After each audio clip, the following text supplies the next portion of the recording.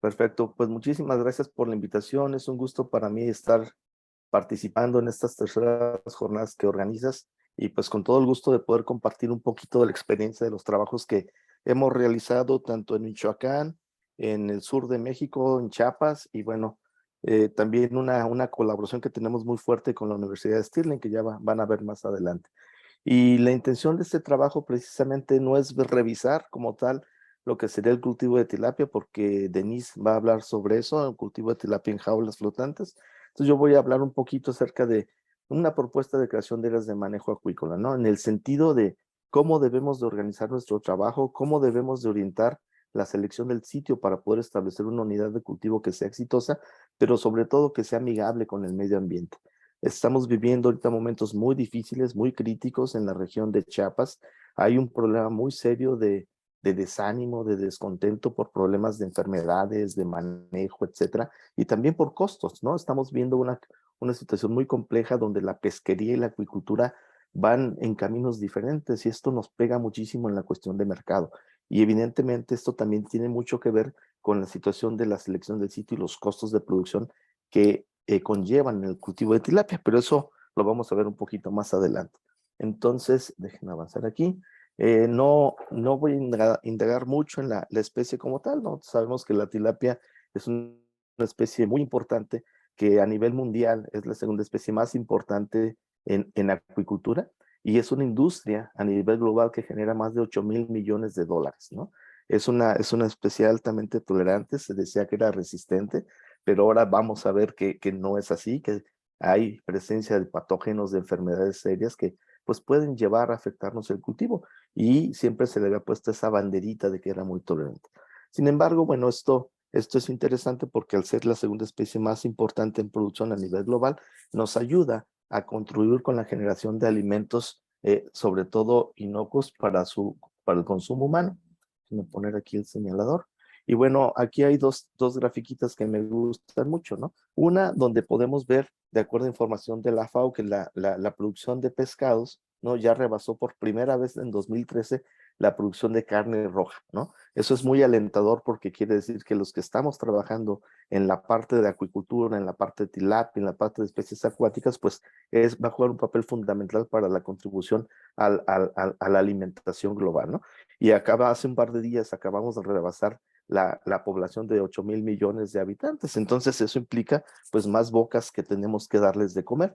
Y bueno, el reto para la acuicultura es muy grande porque tenemos también la competencia con la carne de pollo, con el huevo, con la carne de cerdo, con otro tipo de carnes que bueno, no están aquí dentro de la carne roja, ¿no?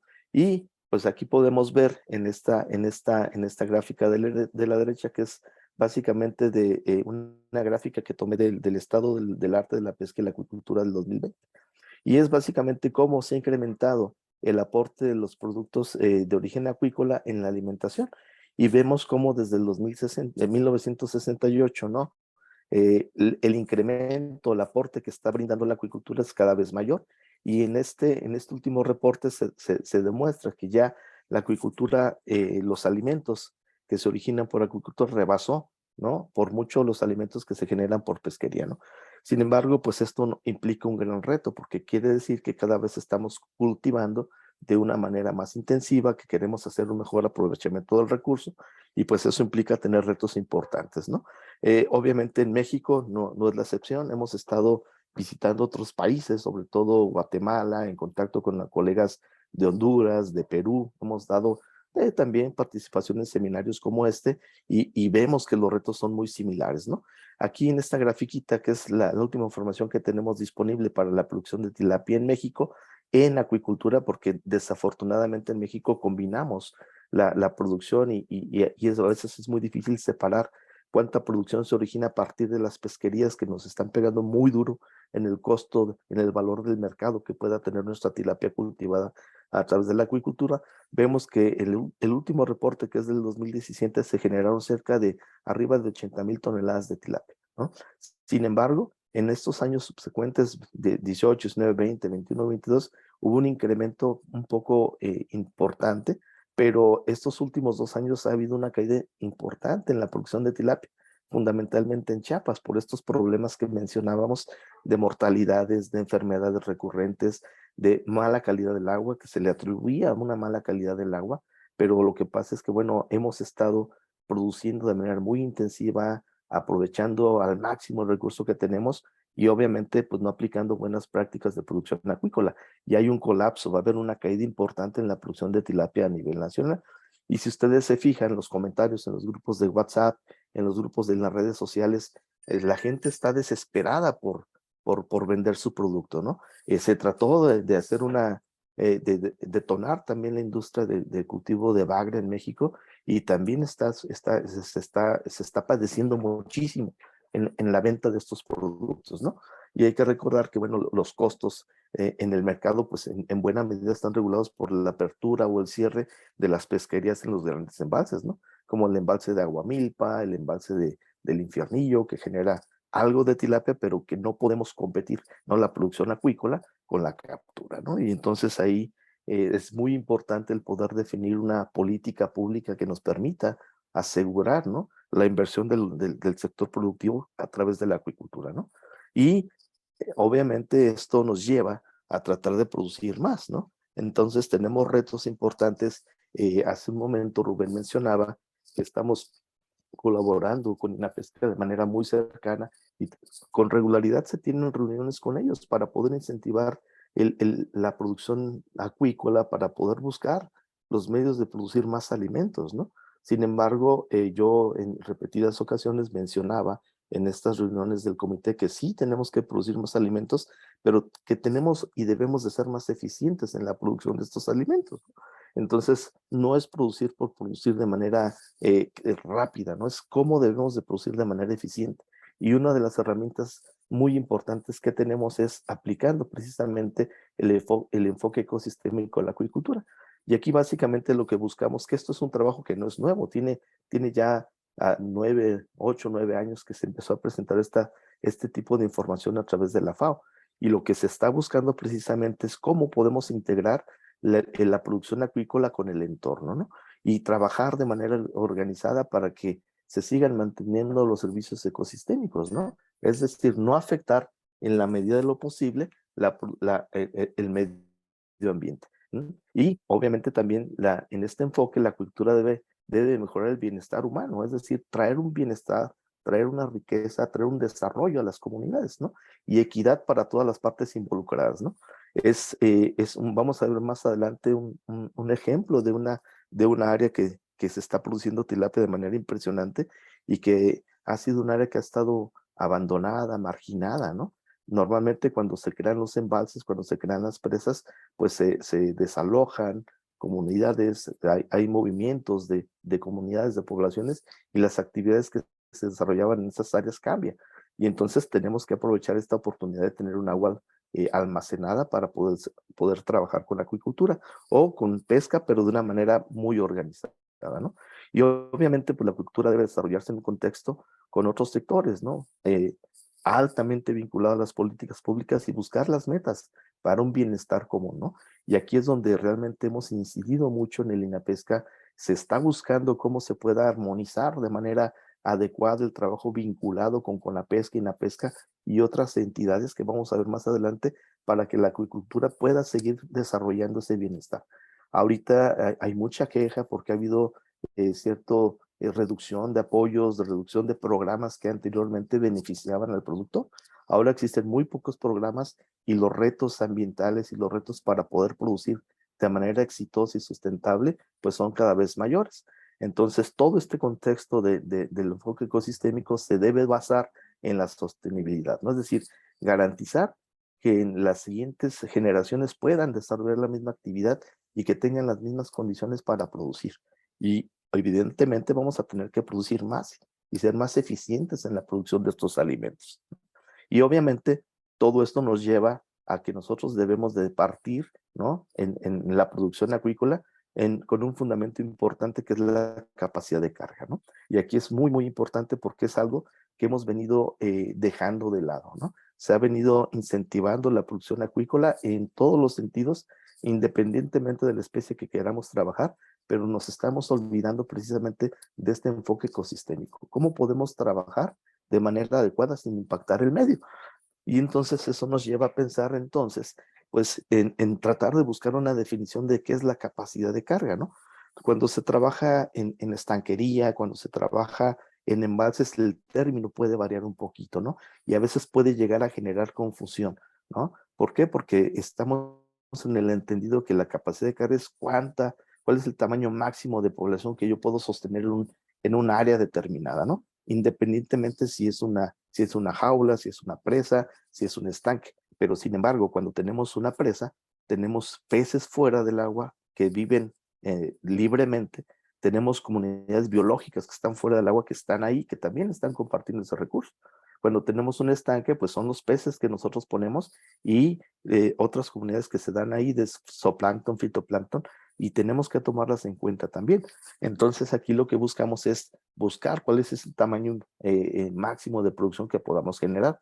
Y esto es muy fácil de entender cuando estamos hablando en un medio abierto, en un medio terrestre, ¿no? Sin embargo, cuando lo llevamos a la parte acuícola, cuando nos metemos un medio acuático, pues se vuelve un poco más compleja esta definición. Y entonces aquí, en este sentido, la capacidad de carga en la parte de la acuicultura se refiere al número de individuos que pueden ser cultivados en un área específica, dentro de los límites de los recursos naturales y sobre todo sin degradar el entorno y degradarlo en diferentes aspectos, ¿no? Desde el aspecto natural, desde el aspecto social, desde el aspecto económico y cultural, ¿no? Y esto, pues para mantener y permitir que las futuras generaciones puedan seguir disfrutando de estos mismos servicios que nos puede dar el medio, ¿no? Entonces, estos factores normalmente los hemos dejado de lado y entonces estamos colapsando los sistemas de cultivo porque se está trabajando acuicultura de una manera muy importante sin revisar precisamente esta capacidad de carga, es decir, cuántas toneladas de tilapia puedo generar yo en un sistema que tiene tanto una comunidad de peces fuera, que tiene presión ambiental fuera, pero que al mismo tiempo hay una presión muy fuerte por lo que estamos generando nosotros a través de la acuicultura. Y hay que recordar que nosotros cuando estamos cultivando peces, estamos haciendo un aporte muy importante de nutrientes, porque estamos alimentando a nuestros peces y solamente un 30% de estos nutrientes son tomados por los peces. Lo demás es liberado al ambiente. Y evidentemente esto puede jugar un papel importante en la degradación de la calidad del agua, sobre todo induciendo lo que es la eutrofización, ¿no? Entonces, esta capacidad de carga la podemos clasificar en 4 diferentes tipos, ¿no? Entonces, existe la capacidad de carga física, la capacidad de carga de producción, la capacidad de carga ecológica y la capacidad de carga social, ¿sí? Toda esta información ustedes la pueden encontrar en estos documentos que están disponibles de la FAO. Sí, es un documento, esto fue un trabajo que se desarrolló un taller en 2003 en la Universidad de Stirling.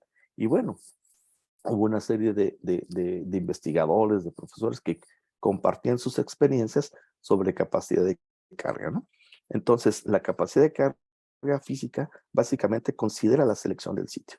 ¿Cuántos de nosotros realmente hacemos un estudio profundo, robusto, para poder elegir la selección del sitio? ¿Sí? Y que nos permita contestar este interrogante, ¿no? El sitio que estoy yo eligiendo para la producción de mis peces es apto, es adecuado para la acuicultura, ¿sí?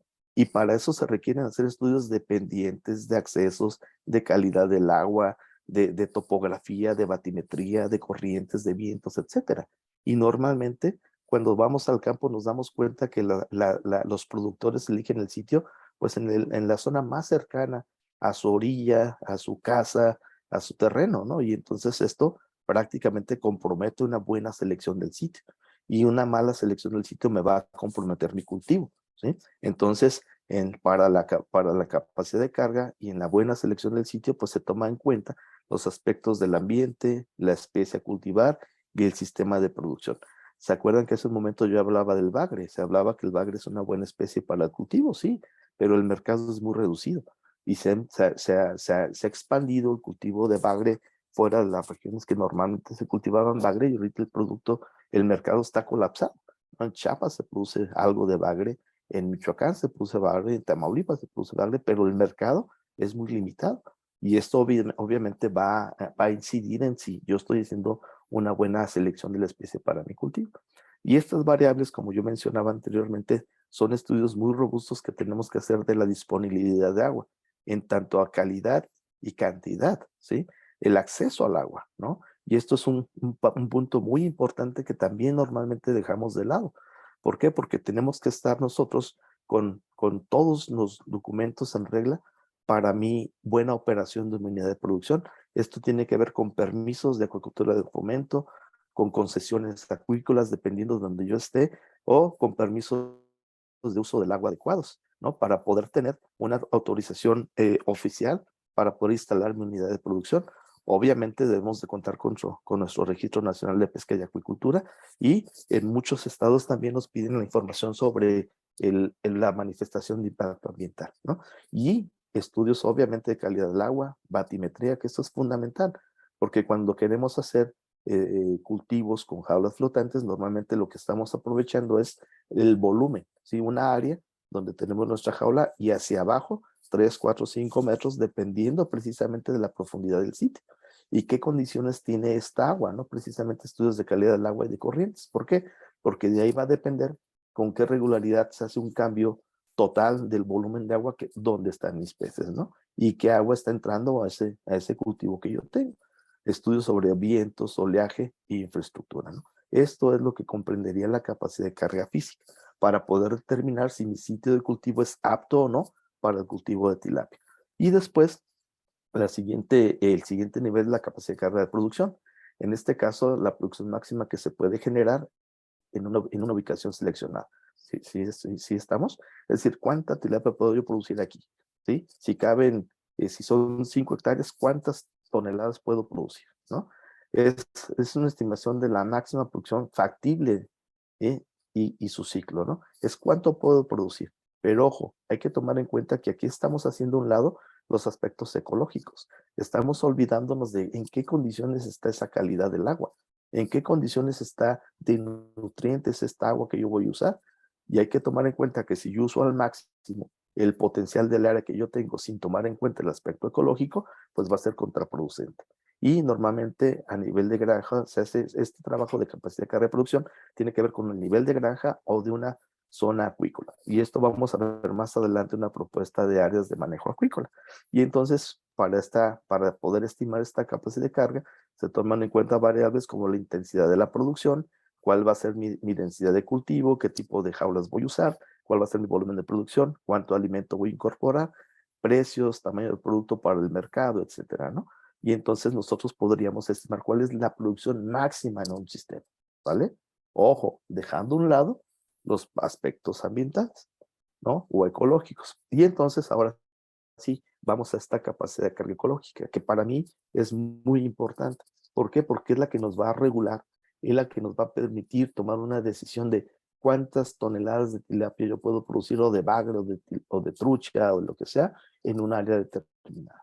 Y esto, bueno, tiene que ver básicamente con cambios que se puedan dar en el ambiente, ¿no? Que no afectemos la calidad del agua, que no afectemos el estado trófico del cuerpo de agua donde yo estoy trabajando. Y entonces vamos a tener que tomar en cuenta procesos ecológicos, la especie a cultivar y las poblaciones y comunidades que están presentes en este cuerpo de agua, ¿no? Entonces, si se fijan, también ha estado muy de moda estos trabajos de acuicultura multitrófica, donde podemos cultivar diferentes especies que toman sus nutrientes en diferentes niveles tróficos. Y entonces esto nos permitiría trabajar de una manera más organizada y aprovechar al máximo nuestros ecosistemas. ¿Y qué variables debemos de tomar para determinar la capacidad de carga ecológica? Pues insumos de desechos acuícolas, ¿sí? El deterioro del hábitat, la eutrofización, la biodiversidad, qué organismos cohabitan en ese sistema, los escapes y sus interacciones, ¿no? ¿Qué problemas podemos incurrir si se me liberan los peces, si se me escapan, ¿no? ¿Qué pasa en ese sentido, ¿no? Y aquí es fundamental entender que tenemos que partir de un nivel de nutrientes que está presente en el sistema. ¿Por qué? Porque también los peces que están fuera están defecando, también los peces que están fuera están consumiendo alimento. ¿Cuál es el nivel de fósforo y nitrógeno que está en el agua, sin que nosotros tomemos en cuenta lo que vamos a aportar? Y a partir de ahí, evaluar en qué condición trófica se encuentra mi cuerpo de agua. Si es oligotrófico, si es de pocos nutrientes, si es mesotrófico con nutrientes medios, eutrófico con nutrientes elevados o hiperutrófico eutrófico que es con muchos nutrientes. Obviamente, mientras más nos vayamos cargando a la eutrofización, a los cuerpos de agua eutróficos o hiperotróficos, pues la posibilidad de producción va a ser menor, va a estar muy limitada. ¿Por qué? Porque la cantidad de nutrientes que nosotros podamos aportar va a ser menor. Y obviamente lo que tenemos que buscar en estos sistemas es cuánto puedo producir sin alterar el estado actual del cuerpo de agua, ¿no? Por eso es muy importante esta capacidad de carga ecológica. Y otra clasificación de la capacidad de carga es la social. Normalmente nos olvidamos que hay un contexto social muy fuerte en nuestras áreas de trabajo, ¿no? Estamos olvidando que ahí puede haber pesquería, puede haber compartir el cuerpo de agua para navegación, para comunicación, para otros servicios, ¿no? Y entonces la producción agrícola se puede desarrollarse sin impactos sociales adversos. Y normalmente esto lo dejamos al lado, ¿no? Si yo donde voy a entrar a mi área de operación puedo tener un conflicto por paso, o conflicto con ganado que tiene que llegar a tomar agua, etcétera. Entonces tenemos que buscar que reduzcamos los impactos sociales al mínimo.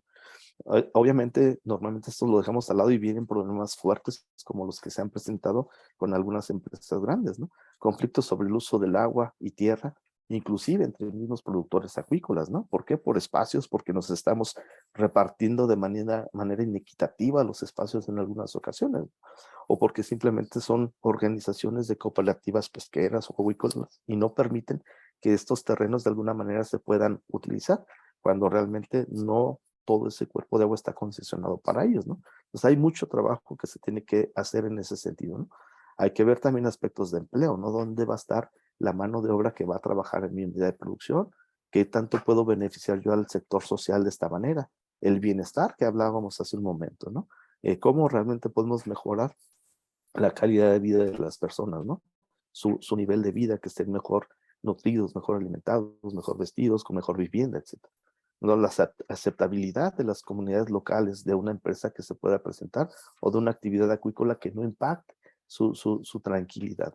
Y el valor, valor a la comunidad y sobre todo aspectos políticos, ¿no? Y una práctica importante de la regulación, que aquí es donde nuevamente pues estamos cojeando, ¿no?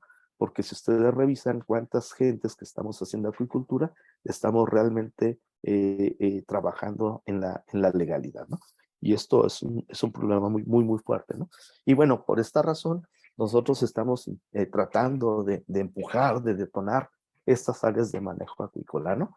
¿Para qué? Pues para tener realmente un trabajo muy apegado a lo que es el enfoque ecosistémico, a impactar en la menor manera al medio ambiente y poder generar una acuicultura que realmente sea sostenible y que nos permita trabajar de mejor manera nuestra área de producción, ¿no? Entonces, ¿qué buscamos con estas áreas de manejo agrícola? Es proteger básicamente al medio ambiente, reducir los riesgos para que los impactos que se generen por la acuicultura sean los mínimos posibles y obviamente minimizarlos al máximo, ¿no? ¿Para qué?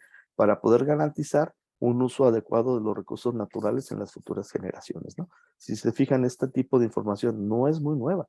Estamos hablando que estos trabajos se han planteado hace ya tiempo por la FAO. ¿Por qué? Porque estamos viendo que cada vez vamos a requerir más alimentos, ¿sí? Y entonces al tratar de crecer, al tratar de producir más, pues nos estamos olvidando precisamente del respeto al medio ambiente, ¿no? Y de trabajar de manera armónica con esto, ¿sí? Entonces, las unidades de manejo acuícola, pues básicamente van a marcar los límites del área de manejo en base a la consulta que se pueda dar entre las personas involucradas, ¿no? Es decir, el trabajo que yo quiero desarrollar de acuicultura, ¿te podría impactar a ti de alguna manera? ¿O cómo podemos trabajar de manera organizada para que mi acuicultura no te afecte a ti, productor ganadero, a ti, productor agrícola, etcétera, ¿no? ¿Cómo podemos trabajar de manera armónica, ¿no?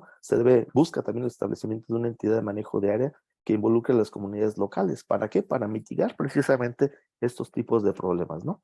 Que se base en estudios de capacidad de carga y monitoreo ambiental, ¿no?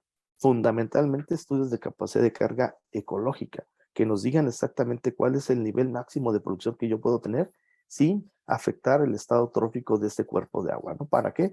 Para poder garantizar ese aprovechamiento a las futuras generaciones, ¿no? Y poder tener una línea de producción adecuada y saber hasta cuánto puedo producir yo sin que esta calidad del agua se afecte. Y obviamente nos va a permitir un control muy adecuado de las enfermedades, ¿no? ¿Por qué? Porque si algo ocurre en esta área de manejo, yo simplemente notifico que tengo un problema sanitario aquí y entonces cierro o limito esta actividad para que la infección no pase a otra área de manejo o a otra o a otra. Es decir, buscar la manera de entre todos de manera organizada notificarnos si hay un problema. Es decir, cuidado porque hay una enfermedad aquí y puedo contaminar a mis colegas de abajo, etcétera, ¿no? Pero normalmente esto pues no se da, ¿no? Obviamente, pues eso permitiría llevar a cabo mejores prácticas de manejo acuícola, tener una certificación grupal, ¿no? Poder tener una certificación si se está pensando buscar mercados de alto valor, poder exportar, ¿no? Pero bueno, esos son trabajos muy importantes que en algún momento se podrían llegar a hacer, ¿no? Y sobre todo, pues buscar, ¿no? Que haya un monitoreo constante, implementación de buenas prácticas y que haya una evaluación de un plan de manejo para un área de manejo acuícola, ¿no? Que se cuente con todos los lineamientos y mecanismos para poder trabajar de manera organizada, ¿no?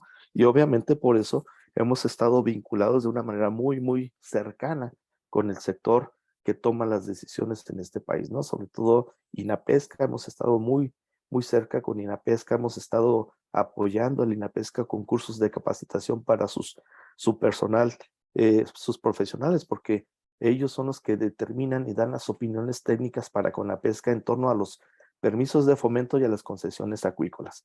Sin embargo, cuando trabajábamos con ellos nos dimos cuenta que había una gran variabilidad en los conceptos que ellos toman para poder otorgar un permiso o una concesión. Y entonces ellos opinaban de manera muy distinta, ¿no? Cada uno de los profesionales que ellos tienen. ¿Por qué? Pues porque la información que ellos tenían para la toma de decisiones era muy heterogénea. Entonces hemos colaborado con ellos, les hemos dado talleres para poder homologar esta información, para poder tener la misma información base para la toma de decisiones, ¿no?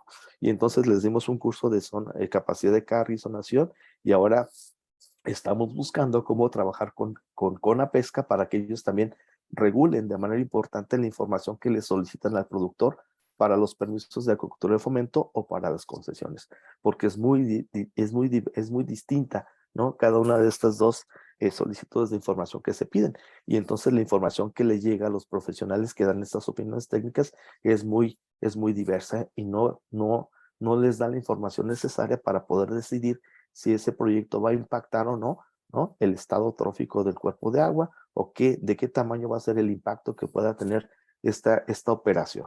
Y entonces con ellos hemos trabajado muy cercanamente.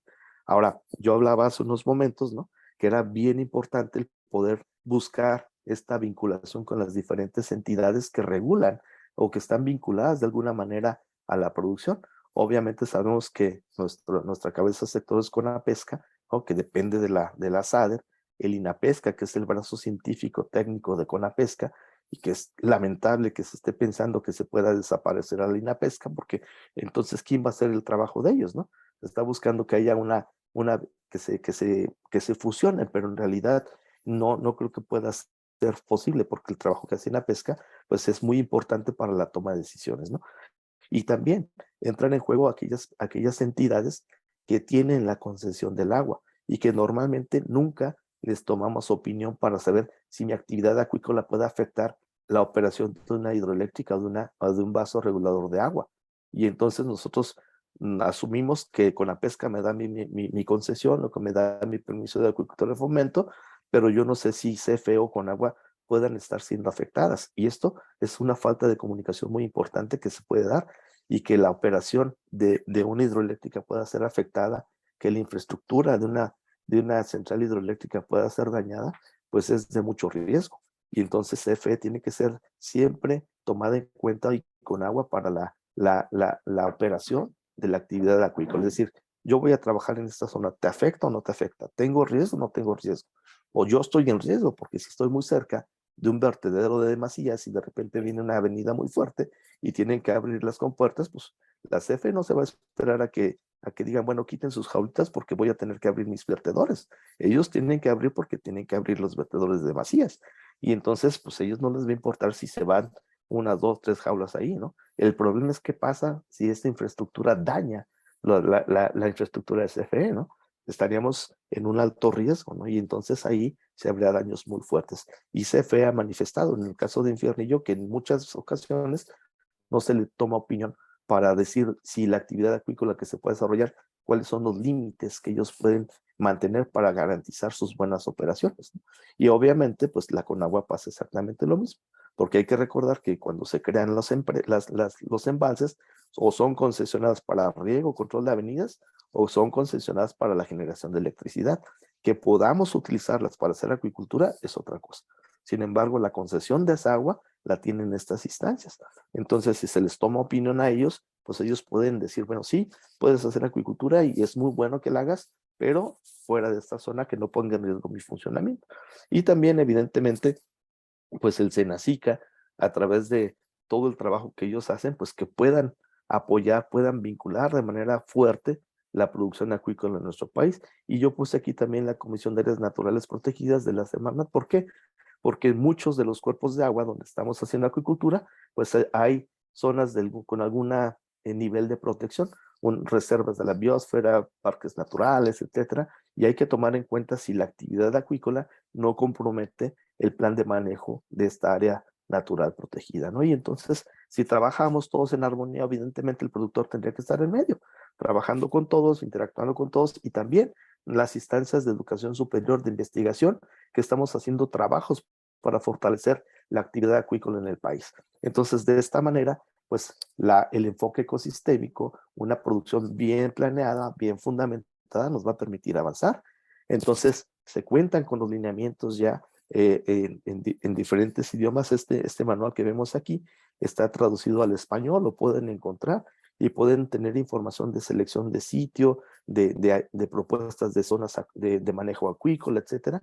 ¿Para qué? Pues para poder trabajar de una manera más armónica, ¿no? Este documento no está en español, pero pues vamos a ver si en un futuro se puede traducir para que pueda estar accesible para todos.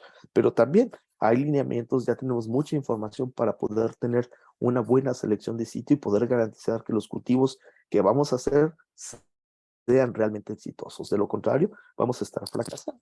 Este es un documento que acaba de ser publicado por el INAPES y es el estudio de capacidad de carga de la angostura, ¿no? Nosotros, en vinculación con la Universidad de Stirling en Escocia, trabajamos también el estudio de capacidad de carga de la angostura y de Malpaso. ¿Por qué? Porque hay que recordar que estos cuerpos de agua que están en el sur del país, en el estado de Chiapas, con un potencial hídrico impresionante que ha sido represado en 4 diferentes instancias para manejar adecuadamente ese recurso hídrico, pues ahora se está haciendo acuicultura. Y la acuicultura en estos embalses empezó más o menos en el 2008, con la instalación de una empresa muy importante que vino a detonar la producción acuícola en todo el país, ¿no? Y obviamente con un modelo de producción en jaulas que pues ellos echaron a andar en estos sistemas. Desafortunadamente esta producción se instala en la parte más baja de la cuenca, ¿no? En la presa de Peñitas, que es un vasto regulador para evitar que todo ese flujo de agua llegue y inunde Tabasco. Posteriormente se pasan a la presa de Malpaso, que ahorita se tienen problemas serios de territorio, de áreas de cultivo, etcétera, y creemos, ¿no? Estamos esperando ya los resultados, que esa capacidad de carga se está rebasando, ¿no? Y por eso los problemas de mortalidades y de enfermedades y todo esto, ¿no? Porque creció de manera impresionante las unidades de producción acuícola, pero sin ninguna planeación, sin ningún ordenamiento, sin nada. Entonces eso evidentemente compromete esta calidad del agua. Y la angostura, que es el vaso, el número 1, el que está en la parte más alta de la cuenca, ahí hay una producción acuícola y es el embalse que tiene la mejor calidad del agua, porque es el agua de paso de primer paso, ¿no? Y entonces aquí lo importante es que la acuicultura que se haga ahí se mantenga, que no se incremente esta producción, porque todo lo que hagan en la angostura evidentemente va a afectar aguas abajo a los siguientes embalses, ¿no? Y otro aporte importante de nutrientes, pues es parte de aguas que salen sin tratar de la ciudad de Tuxtla Gutiérrez, que son descargadas al río Sabinal. Llega al embalse Chicoacén y después pasa a Malpaso, ¿no? Y es una fuente importante de materia orgánica y nutrientes, ¿no? Entonces, en Chiapas, pues vemos que hay pequeños y medianos productores con un nivel muy importante ya de tecnificación. Y esto obviamente surge gracias precisamente a esta instalación de esta empresa importante que desarrolla empleos, que trae bienestar, pero también trajo un modelo de producción que puede ser replicado y que fue replicado de manera interesante. El problema es que, bueno, normalmente, pues la regulación, la selección del sitio, los permisos, todo esto quedó rebasado. Y entonces, para el caso de Melpaso, se tiene una estimación de una capacidad de carga máxima de 18,000 toneladas, una cosa así, y sabemos que esto se ha rebasado, ¿no? En los últimos 2 años la producción fue muy buena, estuvo muy alta, y por mucho se rebasó esta producción. Obviamente, pues el sistema colapsa, reclama y dice, bueno, pues vamos a limitar la producción. ¿Por qué? Porque hay un mal manejo, hay enfermedades, y entonces nos crea un conflicto, ¿no? Para el caso de la angostura hay una capacidad de carga mucho mayor, ¿no? Entonces, nosotros hicimos estudios aquí en la presa de Malpaso y tenemos 3 sitios de análisis de calidad del agua. Una en la parte de la cortina, bueno, la cortina está acá, se me movió, yo creo que cambié la imagen. La parte de la cortina, la parte media y la parte norte, en la zona de Apipac. Entonces, nosotros lo que trabajamos es estudios de calidad del agua, monitoreos de calidad del agua para poder evaluar esta capacidad de carga y poder proponer al menos zonas de manejo acuícola en las partes de mayor producción. Todos estos cuadritos azules que ustedes ven son los permisos o las concesiones que están realmente vigentes ahorita en Malpaso, ¿no? Sin embargo, hay un número muy importante de unidades de producción que no cuentan con ningún tipo de permiso o de regularización, ¿no? Y entonces, estos estudios de calidad del agua son fundamentales. Nosotros aquí lo que les quiero compartir son 2 sitios de muestreo, el sitio de Apipac y una parte en la parte media del embalse. Y si se fijan, son muestros que se desarrollaron con un día de diferencia, en julio del 2021, el año pasado. Y si se fijan, aquí vemos en rojo tenemos el sitio 2 y en azul tenemos el sitio 1. Este es el sitio 2 y el sitio 1. Y vemos el perfil de temperatura y oxígeno. Esto es la profundidad y aquí está la temperatura, y este de aquí, este es el oxígeno disuelto. Y fíjense cómo hay mucha diferencia entre el sitio 1 y el sitio 2 con el nivel de oxígeno disuelto. Es decir, logramos encontrar que el cuerpo de agua estaba teniendo una estratificación muy importante en términos de oxígeno disuelto, y que esto puede evidentemente comprometer y ser una causa de mortalidad.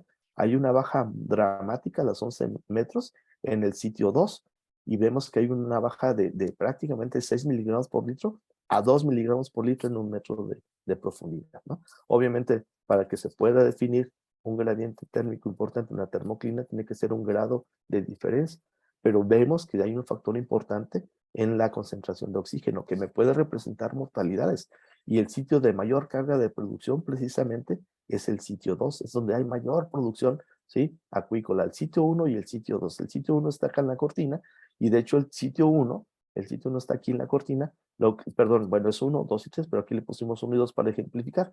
Estos 2 sitios, el sitio 1 y el sitio 2, prácticamente están rebasados en su capacidad de carga. Y el sitio 3, que sería PICPAC, podría incrementar un poquito su producción, pero nada más. Es decir, estamos llegando a los límites máximos permitidos de producción en torno a la calidad del agua. Y esto para que no se modifique el estado trófico. El estado trófico ahorita de los 2 embalses es mesotrófico. Esto quiere decir que están en un nivel medio de nutrientes, que están autóctonamente ahí, que son de ahí, de origen de ahí, y los que nosotros estamos adicionando con los alimentos que utilizamos para la acuicultura. Este es el embalse de la Angostura. También hicimos 3 muestreos, el muestreo del sitio 1, sitio 2 y sitio 3. Sitio 1 es lo más cercano posible al área de la cortina, nada más que hay que recordar que este cuerpo de agua es de los más grandes de México, y entre cada uno de los puntos de muestreo hay 20 kilómetros de distancia. Era muy complicado partir de aquí, de una zona de producción en la parte media, en el sitio 2, para ir a la cortina son muchas horas de navegación. Entonces, esta es la parte más distante, donde hay muy poca producción acuícola, la parte donde hay una carga importante de producción, y la parte de entrada del río, ¿no? Que viene esta agua que viene de Guatemala y entra precisamente a todo el Grijalva, ¿no? Entonces, este cuerpo de agua debería de mantenerse como está, sin incrementar en la medida de lo posible la producción, para que no afecte de manera de cascada los otros embalses, ¿no? Entonces también hemos hecho estudios en otros cuerpos de agua, ¿no? Como en Infiernillo, Michoacán, Guerrero, es una zona limítrofe entre Michoacán y Guerrero. Hemos trabajado con cooperativas pesqueras y apoyarlas precisamente en la diseño y construcción de jaulas de cultivo de diferentes tipos, de polietileno de alta densidad, de fierro, bien elaborados, etcétera. Y ahorita estamos trabajando precisamente en esta zona que es la parte norte del embalse, ¿no?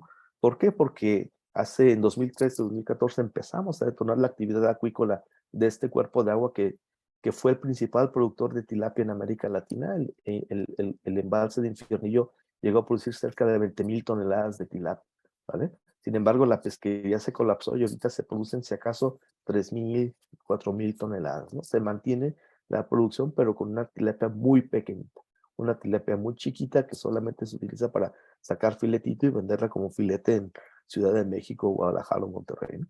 Y en esta zona en particular ha habido un incremento muy importante de tilapia, ¿no? Existen cerca de 400 jaulas, 50 unidades de producción acuícola y se están generando cerca de 3,000 o 4,000 toneladas de aquí.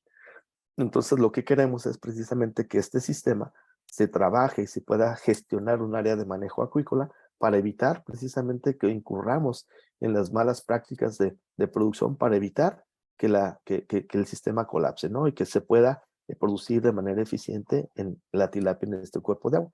Nosotros hicimos un estudio de capacidad de carga de todo el sistema y encontramos que tiene un potencial de 300,000, 400,000 toneladas de tilapia. Sí, hay que recordar que México está importando cerca de 300,000 toneladas de pescado, ¿no? Entonces esto podría subsanar esta importación de pescados que estamos importando de China y de Vietnam fundamentalmente, ¿no? Estas son imágenes de la zona de San Simón, que es donde estamos tratando de implementar de esta área de manejo acuícola. Evitar precisamente que lleguen a haber problemas como este que se presentó en Langostura en noviembre del 2018.